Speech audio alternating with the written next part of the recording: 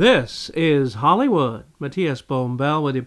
A24, the distributor that brings you the most creative and original movies, is releasing Greek writer-director Yorgos Lanthimos' first movie in English, The Lobster. Far from what may be considered a traditional movie narrative, this movie dares to do what it likes in the face of the commercial movie world, and frankly, I find it a bit of fresh air. The movie's absurd without excuse and fascinating for the moviegoer that wants something to provoke thought and conversation, as great art always should. We're shown a world in which a society demands that one finds a suitable life partner in an allotted time, or they will be turned into an animal of their choice. If individuals in this society fail to do so, they are given a last chance to find a partner during a short stay at a hotel, which much more resembles a sanitarium.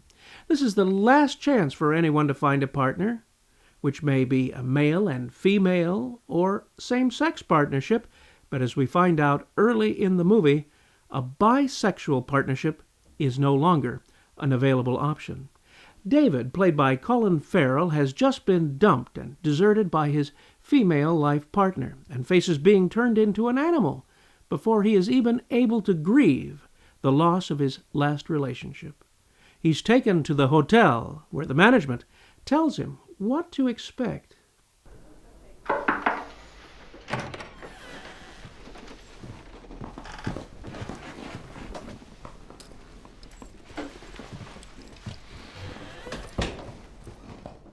Hello.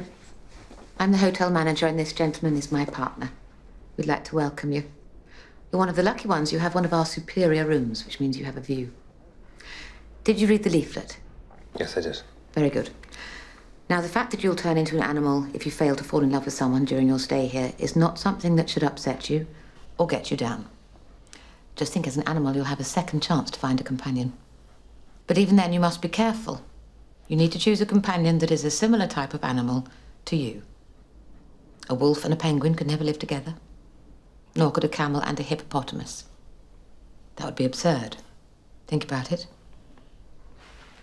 I understand this discussion is a little unpleasant for you, but it is my duty to prepare you psychologically for all possible outcomes.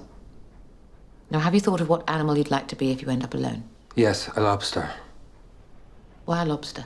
Because lobsters live for over 100 years. Are blue-blooded, like aristocrats.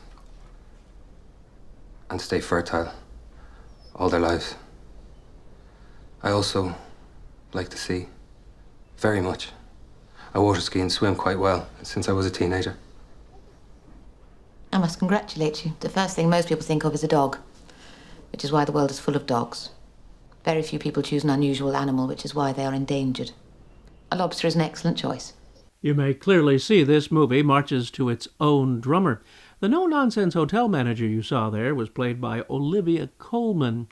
Other actors you'll see in this picture include John C. Reilly, Ben Whishaw, Leah Seydoux, and Rachel Wise. The plight of single people, as presented in this alternate world of the director's conjuring, is that they are punished by society, and thus this movie becomes a biting social commentary on our own real, daily, modern life. As things become weirder and even weirder for David at the hotel, he awaits his chance at target practice, a skill that will be needed for a sinister reason soon to be revealed in the storyline. He chats with two men that he's getting to know there. Not bad. Bit higher. Put it back. Have you thought about what animals you want to be if you don't make it? A lobster.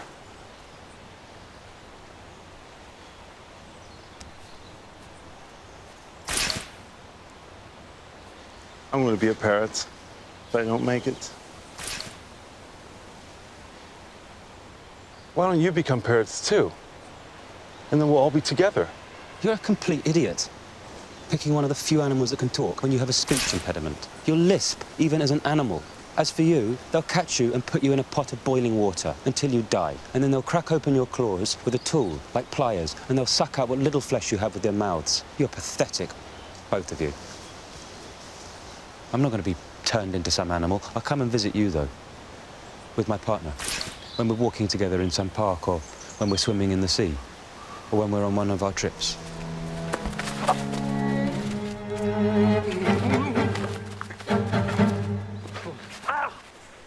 Friend. Come on, friend. Ben Whishaw and John C. Reilly there with Colin Farrell in that scene. The movie's dialogue throughout has that distant monotone and lifeless quality. Its frankness is emotionless. Curiosity drives David to find out more about what happens behind the scenes at the hotel, and horrified by what he discovers, he eventually breaks free and runs into the woods, where he encounters a rebel faction trying to hide from the forced partnership pairings and revolt against the system. It is there that he actually begins to develop feelings for a woman that is part of the rebel faction.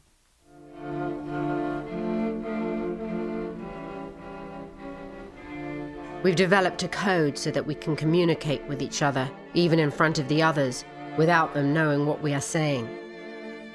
When we turn our heads to the left, it means, I love you more than anything in the world. And when we turn our heads to the right, it means, watch out, we're in danger. We had to be very careful in the beginning not to mix up, I love you more than anything in the world with, watch out, we're in danger. When we raise our left arm, it means, I want to dance in your arms. When we make a fist and put it behind our backs, it means, let's fuck. The code grew and grew as time went by, and within a few weeks, we could talk about almost anything without even opening our mouths. The voice and image of Rachel Weisz there. This director has made a movie that will have the effect of nervous laughter at the bizarre and ridiculous aspects of this movie. The outlandishness of some moments will cause an involuntary response of disbelief and curiosity at the same time. Other movies that I've seen that have produced a similar intellectual reaction from me in the past, and that I would classify in a similar vein as this production, would include the cinematic surrealism of two of Luis Buñuel's films, the 1972 release The Discreet Charm of the Bourgeoisie, and The Exterminating Angel of 1962. I was also reminded of the unusual John Frankenheimer movie Seconds of 1966. This offering doesn't duplicate those films, but creates a sense of unease in how real and unreal the movie seems at the same time, whilst creating a powerful statement about human societal behaviors.